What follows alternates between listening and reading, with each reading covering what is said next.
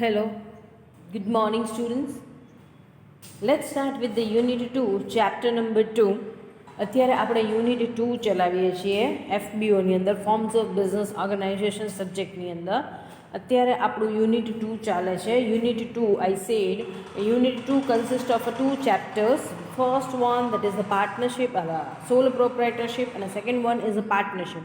અત્યારે આપણે યુનિટ 2 ઉપર છીએ. યુનિટ 2માં બે ચેપ્ટર છે. પહેલું ચેપ્ટર છે એ સોલ પ્રોપ્રાઇટરશિપનું ચેપ્ટર છે અને સેકન્ડ ચેપ્ટર છે એ પાર્ટનરશિપનું ચેપ્ટર છે. We have finish up with the chapter number 1 સોલ પ્રોપ્રાઇટરશિપ. આપણે પહેલું ચેપ્ટર જે હતું સોલ પ્રોપ્રાઇટરશિપ એ કમ્પ્લીટ કરી દીધું છે અને હવે આપણે આજથી બીજું ચેપ્ટર સ્ટાર્ટ કરીએ છીએ partnership. Somewhere down the line you have studied this concept somewhere in the 11th and 12th standards. તમે આ કન્સેપ્ટ એકાંકી પેઢી જેમ તમારા માટે સાવ નવો કન્સેપ્ટ નહોતો એવી જ રીતના પાર્ટનરશિપ ભાગીદારી પેઢી આ તમારા માટે નવો કન્સેપ્ટ નથી. ક્યાંક 11મા ધોરણ કે 12મા ધોરણમાં તમે આ વસ્તુ ભણી જ ગયા છો. Clear? So you people how a clarity over the concept. Clear? It is quite clear in your mind the term partnership.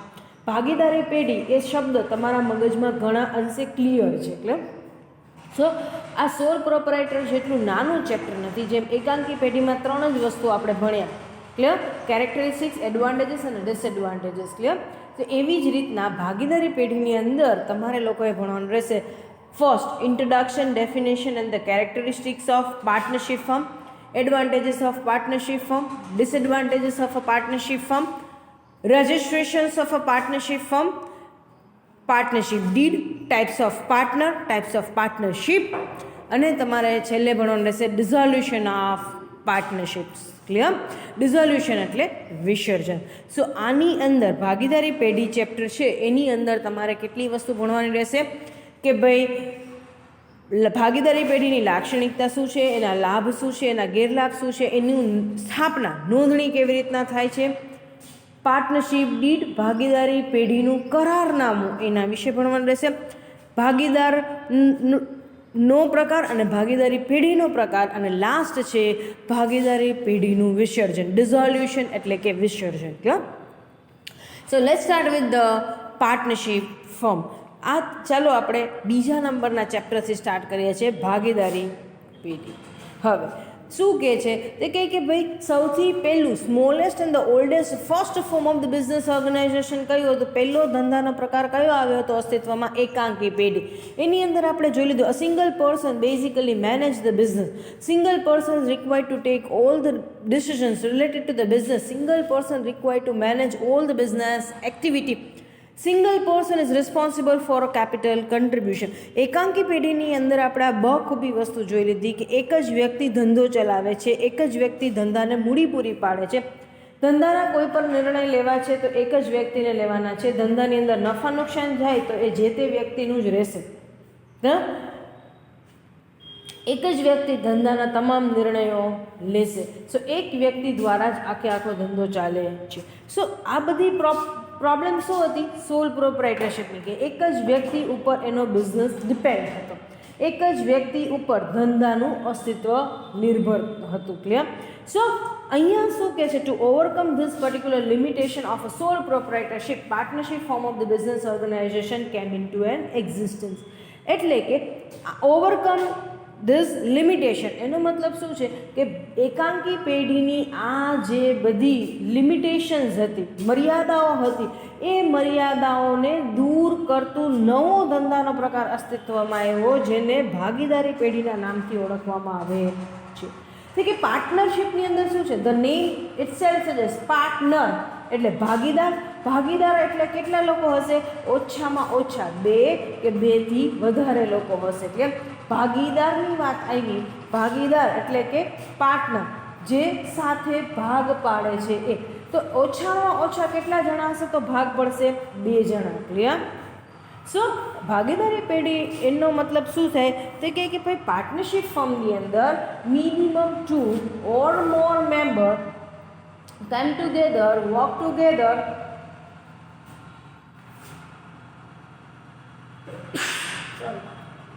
minimum 2 or more people come together and they carry on the business and ultimately they share the profit and loss. ભાગીદારી પેઢી શું છે કે બેથી વધારે લોકો ભેગા મળી ધંધો કરે છે અને ધંધાની અંદર જે કોઈ નફા નુકસાન થાય છે એની વહેંચણી કરે છે. સો અહીંયા એક નવો form of the business organization એક્ઝિસ્ટન્સમાં આવ્યું, પાર્ટનરશિપ. તો કે ભાઈ પાર્ટનરશિપની અંદર કેવી રીતના બિઝનેસ ચાલે છે? તો કે over here 2 or more people come together, બેથી વધારે લોકો ભેગા મળે છે, ધંધો શરૂ કરે છે, ધંધાકીય પ્રવૃત્તિ કરે છે અને એ ધંધાકીય પ્રવૃત્તિમાંથી જે નફો થશે એ નફાની વહેંચણી કરે છે. જેટલા પણ ભાગીદારો હશે એ બધા જ ભાગીદારો મૂડી લઈ આવવા માટે અહીંયા જવાબદાર રહેશે. સો અહીંયા શું કહેવામાં આવે છે?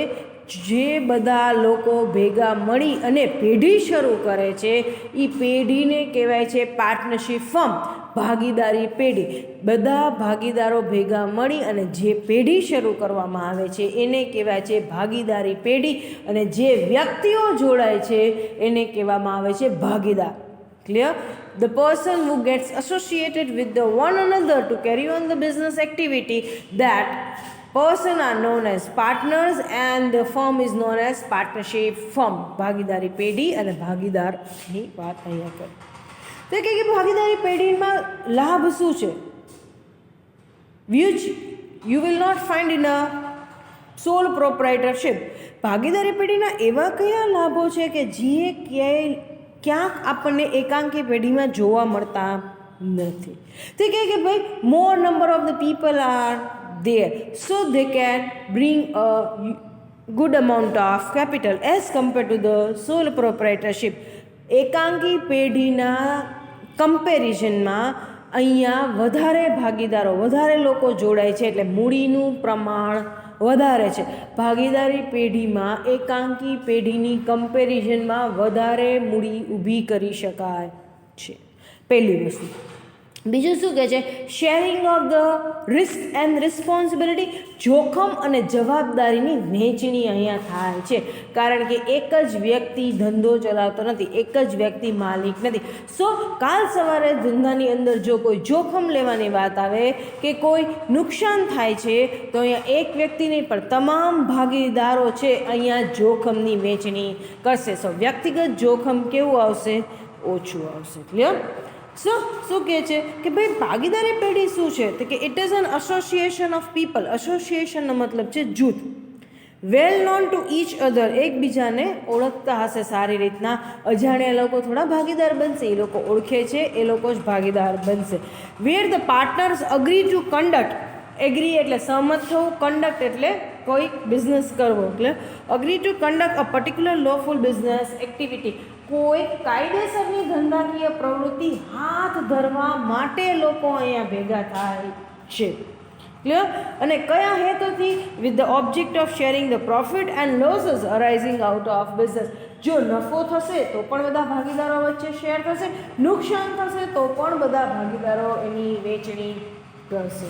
સો નફા નુકસાનની વહેંચણીની સહમતિથી તમામ ભાગીદારો અહીંયા જોડાય છે, અને તમામ ભાગીદારો શું કામ જોડાય છે? કાયદાકીય ધંધાકીય પ્રવૃત્તિ ચલાવવા માટે, કાયદેસરની ધંધાકીય પ્રવૃત્તિ ચલાવવા માટે. નાઉ ધ કેરેક્ટરિસ્ટિક્સ ઓફ પાર્ટનરશિપ. ભાગીદારી પેઢીની લાક્ષણિકતા. ખાલી ને ખાલી એટલો કન્સેપ્ટ અહીંયા પાર્ટનરશિપનો ક્લિયર કરી લ્યો. બેથી વધારે લોકો ભેગા મળી અને કોઈ કાયદેસરનો ધંધો ચલાવે તો એને ભાગીદારી પેઢીનો ધંધો કહેવામાં આવે છે. જે પેઢી ચાલે છે એને ભાગીદારી પેઢી કહેવામાં આવે છે. અંદર જે સભ્યો જોડાણા છે એને ભાગીદારો તરીકે ઓળખવામાં આવે છે.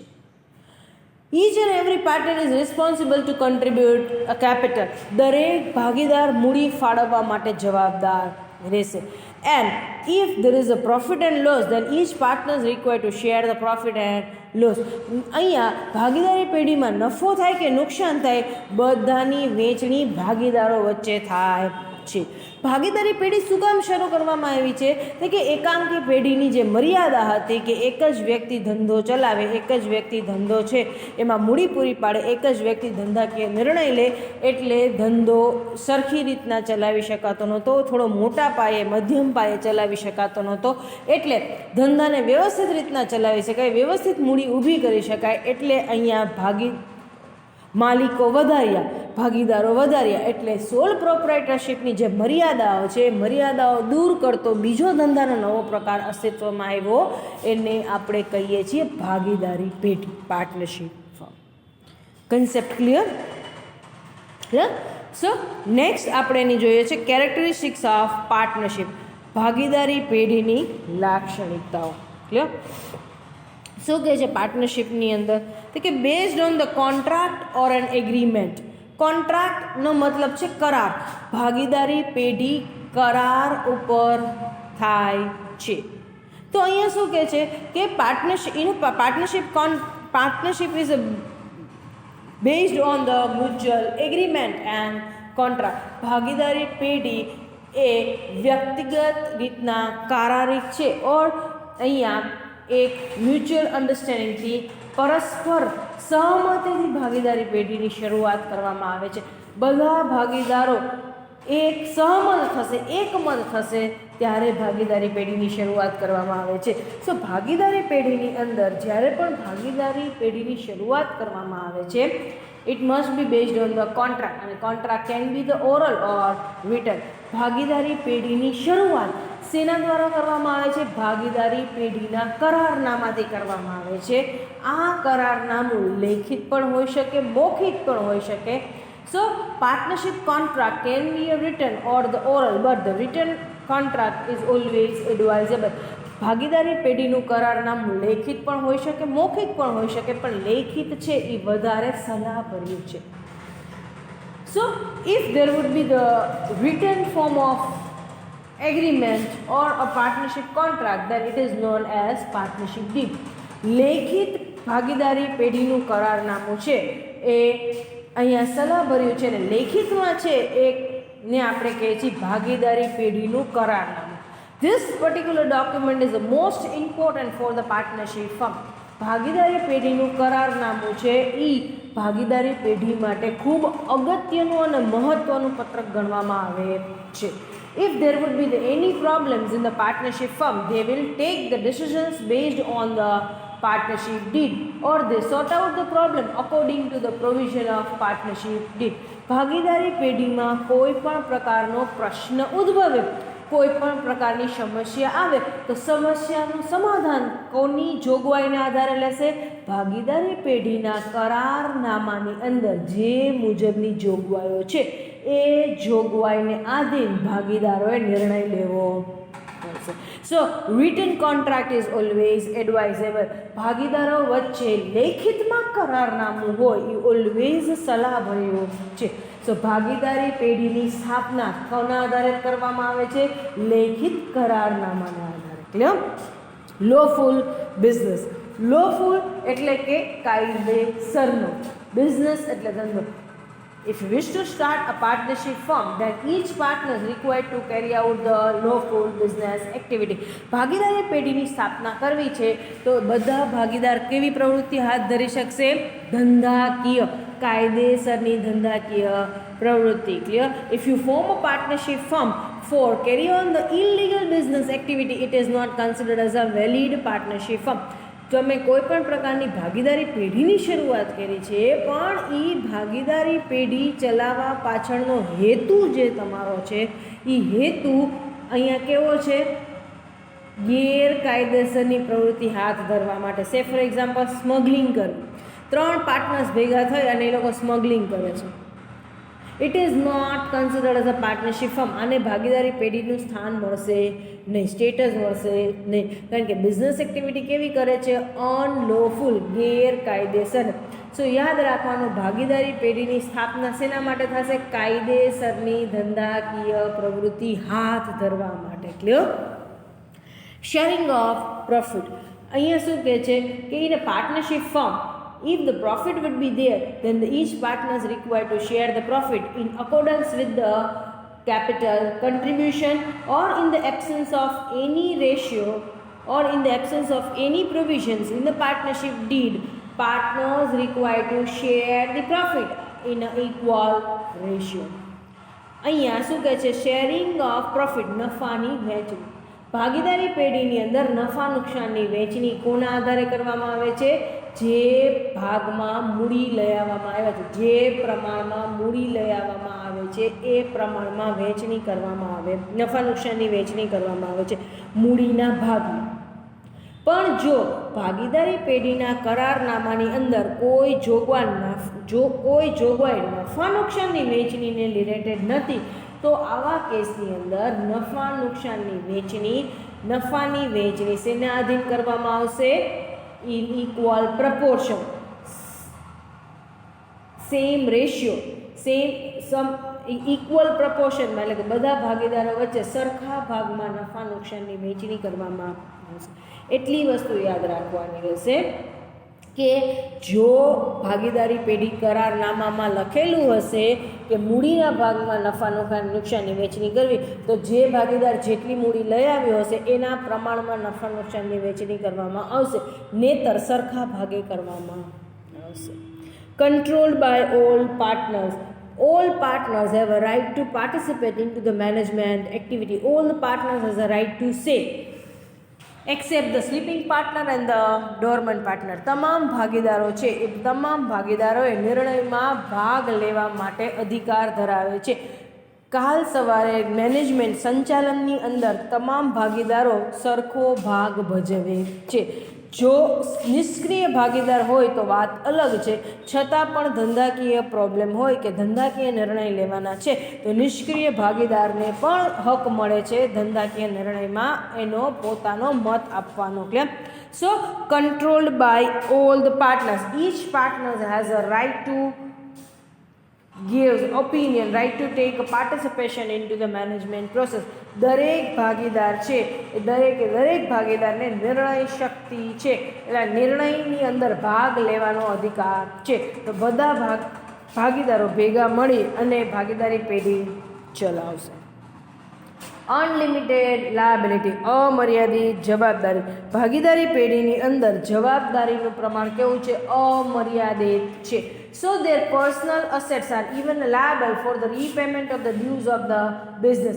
કાલ સવારે ભાગીદારી પેઢીનું દેવું ચૂકવવા માટે ભાગીદારોની વ્યક્તિગત મિલકત પણ જવાબદાર થશે. ક્લિયર? સો 5 કેરેક્ટરિસ્ટિક્સ આજે આપણે જોઈએ છીએ. ફરી પહેલાં રિપીટ કરી લઈએ પછી ફર્ધર કરીએ. પહેલું છે based on the contract or an agreement, એટલે કે ભાગીદારી પેઢી છે એ શેના આધીન છે? કોઈ કરારને આધીન છે. એટલે ભાગીદારી પેઢી શરૂ કરવી છે તો તમારે કાં તો લેખિતમાં કરાર કરવો પડશે, કાં તો મૌખિક કરાર કરવો પડશે. પણ લેખિત કરાર ઓલવેઝ સલાહભર્યો છે, કમ્પલસરી નથી પણ સલાહભર્યો છે. સો whenever you enter into the partnership firm, contracts must be in the written format. So that written contract of the partnership firm is known as partnership deed, and partnership deed basically act as a guideline for running a partnership firm. ભાગીદારી પેઢી ચલાવવા માટે એક guideline પૂરી પાડે છે ભાગીદારી પેઢીનું કરારનામું. લોફુલ business. ભાગીદારી પેઢીની સ્થાપના શેના માટે ફક્ત થશે? કાયદેસરની ધંધાકીય પ્રવૃત્તિ ચલાવવા માટે. ગેરકાયદેસરની પ્રવૃત્તિ હાથ ધરવા માટે ભાગીદારી પેઢીની સ્થાપના ક્યારેય થશે નહીં. સો whenever you wish to form a partnership firm, you require to carry on the lawful business activity. If you carry on the illegal business activity and for that purpose you form a partnership firm, then it is not a considered as a valid partnership. Clear? તો એને valid ભાગીદારી પેઢી ગણવામાં આવશે નહીં. Sharing of profit, નફાની વહેંચણી.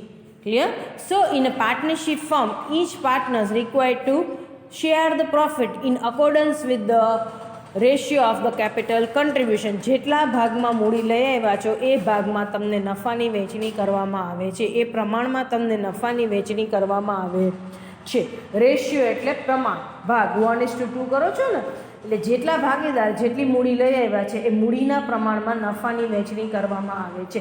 પણ જો ભાગીદારી પેઢીના કરારનામાની અંદર કોઈ પણ જોગવાઈ નફાની વહેંચણીને રિલેટેડ નથી, તો આવા કેસની અંદર સહપ્રમાણમાં 1:1:1 એવી રીતના સહપ્રમાણમાં નફાની વહેંચણી કરવામાં આવે છે. Controlled by all the partner. Controlled એટલે અંકુશ. ઓલ પાર્ટનર્સ બધા પાર્ટનર્સ દ્વારા ભાગીદારી પેઢી બધા પાર્ટનર્સ ભાગીદારી પેઢી ઉપર અંકુશ રાખે છે. તમામ ભાગીદારો ભાગીદારી પેઢી ઉપર અંકુશ રાખે છે. તો એને શું કહેવામાં આવે છે? Controlled by all partners. તમામ ભાગીદારો છે એ ભાગીદારોનો કોના ઉપર અંકુશ છે? ભાગીદારી પેઢી ઉપર અંકુશ છે. Each partner has a right to participate in to the decision making process of the company or in to the management of the company. કાલ સવારે ભાગીદારી પેઢીમાં કોઈ પણ નિર્ણય લેવાનો છે કે ભાગીદારી પેઢીનું સંચાલન કરવાનું છે, તો તમામ ભાગીદાર છે એને અધિકાર છે, એને હક છે ભાગીદારી પેઢીના સંચાલનમાં ભાગ લેવા માટે. નેક્સ્ટ કે છે અનલિમિટેડ લાયબિલિટી, અમર્યાદિત જવાબદારી. ભાગીદારી પેઢીની અંદર જવાબદારીનું પ્રમાણ કેવું છે? અમર્યાદિત છે. All the partners R responsible for the repayment of the dues of the company personally. તમામ ભાગીદારો ભાગીદારી પેઢીનું દેવું ચૂકવવા માટે વ્યક્તિગત રીતે જવાબદાર થશે. સો even there personal assets R responsible for the repayment of the dues of the partnership. ભાગીદારી પેઢી છે એનું દેવું ચૂકવવા માટે વ્યક્તિઓ વ્યક્તિગત રીતના જવાબદાર થશે. મ્યુચ્યુઅલ ટ્રસ્ટ એન્ડ કોન્ફિડન્સ એટલે કે મ્યુચ્યુઅલ એટલે કે એકબીજા પરસ્પર, મ્યુચ્યુઅલ મીન્સ પરસ્પર, ટ્રસ્ટ એટલે વિશ્વાસ, પરસ્પર વિશ્વાસથી આ પેઢી ચલાવવામાં આવે છે. Required to have a good faith among all the partner. તમામ ભાગીદારો વચ્ચે એક વિશ્વાસનો સંબંધ હોવો જોઈએ. તમામ all the partners has to develop the rapport of trust.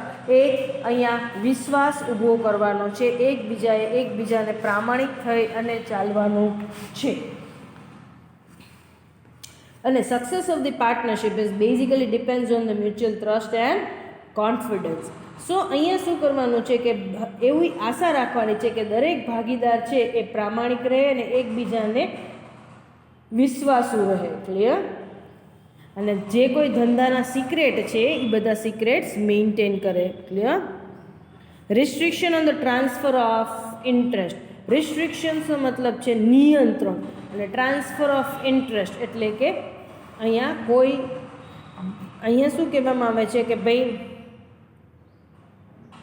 partners who wants to withdraw the partnership or the transfer is interest required to take the consent or approval of other partners. Restriction on the transfer of interest. મારી જગ્યાએ બીજા ભાગીદારને રાખવો છે તો કાલ સવારે હું મારા એકલાના ડિસિઝન ઉપરથી બીજાને નહીં રાખી શકું. મારે શું કરવું પડશે? મારે બીજા વ્યક્તિને ભાગીદાર તરીકે રાખવો છે તો મારે બધા જ લોકો જેટલા બીજા પાર્ટનર છે 5 ભાગીદાર હોય તો 5 ભાગીદારની સહમતિ લેવી પડશે કે હું નીકળું અને મારી જગ્યાએ બીજાને રાખું. So restriction on the transfer of interest. મારો ભાગીદારી પેઢીનો હક હિસ્સો હું બીજાને જો ટ્રાન્સફર કરું છું તો મારે મારી રીતના કરવાનું નથી. હું મારી રીતના ફ્રી નથી એ હિસ્સો ટ્રાન્સફર કરવા માટે. I have to take the approval and the consent of all other partner. Consent એટલે મંજૂરી, અપ્રુવલ એટલે મંજૂરી. મારે બીજા અન્ય ભાગીદારો પાસેથી મંજૂરી લેવી જરૂરી રહેશે. ક્લિયર? એટલે કોઈ પણ ભાગીદારને ભાગીદારી પેઢી છોડવી છે કે નવા ભાગીદારને પોતાની જગ્યાએ લઈ આવવું છે તો અન્ય ભાગીદારોની સહમતિ ખૂબ જ જરૂરી છે. એના વગર એ વસ્તુ શક્ય નથી. નેક્સ્ટ છે that is the mutual agency. That means અહીંયા શું કહેવામાં આવે છે કે each partner representing him as an agent of the firm. હરેક ભાગીદાર છે એ ભાગીદાર પેઢીના દલાલ તરીકે કાર્યવાહી કરે છે. They are representing the firm on social occasions. So એ લોકો પેઢીને અહીંયા રિપ્રેઝેન્ટ કરે છે. બધા ભાગીદારો એકબીજાના દલાલ તરીકે કામ કરે છે, એકબીજાના એજન્ટ તરીકે કામ કરે છે. So hereby we have finished up with the characteristics of the partnership form of organization. આજે આપણે ભાગીદારી પેઢીની લાક્ષણિકતાઓ વિશે જોઈ લીધું. ક્લિયર? હવે આવતીકાલનો જે આપણો લેક્ચર છે એમાં આપણે ટોપિક લખશું advantages of the partnership form of the business organization. ભાગીદારી પેઢીના લાભો અને ગેરલાભો એ બને તો શક્ય હશે તો કાલે એકી સાથે લઈશું. કાલનો લેક્ચર થોડોક લેન્ધી હશે પણ જો શક્ય હશે તો બંને વસ્તુ સાથે જ લેશું, advantages and the disadvantages of a partnership form of the business organization. So આજે આપણે 2 ટોપિક કમ્પ્લીટ કર્યા છે, introduction and the definition of the partnership form of the business organization. Introduction અને ડેફિનેશન, અને સેકન્ડ ટોપિક આજે આપણે complete કર્યો છે, that is the characteristics of a partnership form. આજે આપણે 2 ટોપિક કર્યા છે ભાગીદારી પેઢી વિશેના. ક્લિયર? સો આવતીકાલે આપણે નેક્સ્ટ સેશનની અંદર ફરી 2 ટોપિક કદાચ બની શક્ય હશે તો લેશું, દેટ ઇઝ ધ એડવાન્ટેજીસ અને disadvantages of a partnership firm. આવતીકાલના લેક્ચરમાં આપણે ફરી 2 ટોપિક કરશું, લાભ અને ગેરલાભ ભાગીદારી પેઢીના. Clear? Thank you so much for this particular session.